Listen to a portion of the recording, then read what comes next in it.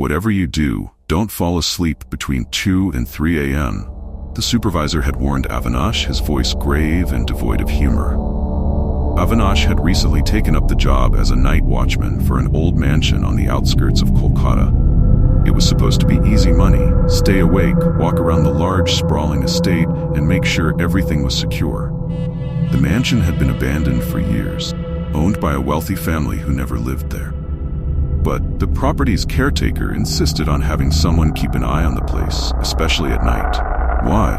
Avinash asked, raising an eyebrow at the supervisor's odd instruction. "The last few watchmen, well, they left without explanation," the supervisor muttered.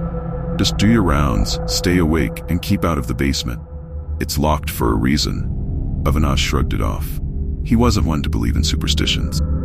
He figured the eerie stories were just meant to scare off those who couldn't handle the quiet isolation of the mansion. But Avinash had faced tougher jobs and needed the money.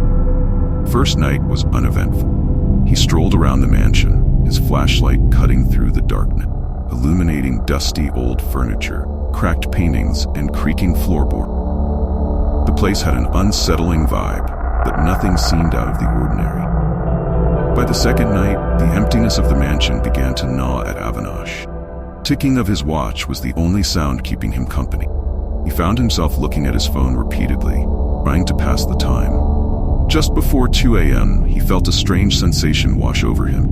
Old, tingling feeling that started at the base of his spine and crawled up to his neck. He shrugged it off, chalking it up to the cold air. Precisely 2:30 a.m., Avinash's eyes grew heavy. His body seemed to weigh down on him, and he struggled to stay awake. He remembered the supervisor's warning, but couldn't resist the overwhelming urge to close his eyes. Just a few minutes. Thought. Avinash drifted off. He woke up suddenly, his heart racing. He didn't know how long he had been out, but something felt wrong. The air was thick, heavy with an unnatural stillness. The dim lights around the mansion flickered, casting long, eerie shadows on the walls. Then he heard it, a sound that made his blood run cold. It was faint at first, like distant footsteps, coming from the basement. Impossible, he thought. The basement was locked. Curiosity, mixed with a growing sense of dread, led him to the basement door. The padlock hung loosely on the latch, as if it had been removed without a key. Avinash swallowed hard, shining his flashlight down the staircase. As he descended, the air grew colder, and a strange, rotten smell filled his nostril. At the bottom, the stone floor was damp, the walls covered in moss. But what caught Avinash's attention was a large, rusted iron door at the end of the hallway, slightly ajar. The soft sound of whispering voices drifted from behind it. He approached cautiously, pushing the door open wider. His flashlight flickered, and for a moment he could make out a figure, a shadowy outline of a person, hunched over in the corner of the room, muttering to themselves. "Who's there?" Avinash's voice cracked, fear bubbling up inside him. The figure stopped moving, the muttering ceased. Slowly, it turned its head towards him, revealing a face he recognized. It was one of the previous watchmen, the one who had disappeared weeks ago. His eyes were wide, pupils dilated, and his skin pale as death. "They won't let me leave," the man whispered. "They're trapped in here, and now so are you." Before Avinash could react, the door behind him slammed shut with a deafening bang. His flashlight flickered again, and in that brief moment of darkness he heard them. Voices, soft at first, then growing louder, more desperate. They echoed through the basement, bouncing off of the cold, stone walls. "Let us out, let us out."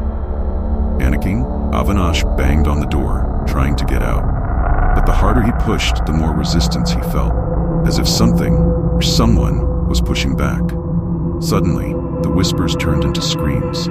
Ghostly figures began to emerge from the walls, their faces twisted in agony, their hollow eyes fixated on him.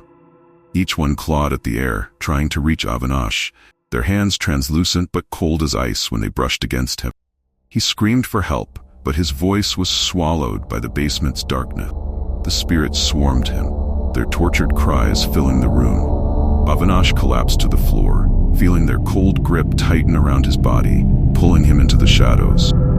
When the supervisor arrived the next morning, the mansion was silent. Avinash was nowhere to be found. The only trace of him was his flashlight, lying broken near the basement door, still locked, as if it had never been opened. To this day, no one knows what happened to Avinash, but some say, late at night, if you stand by the mansion, you can hear the distant cries of the watchman, forever trapped, forever calling for release.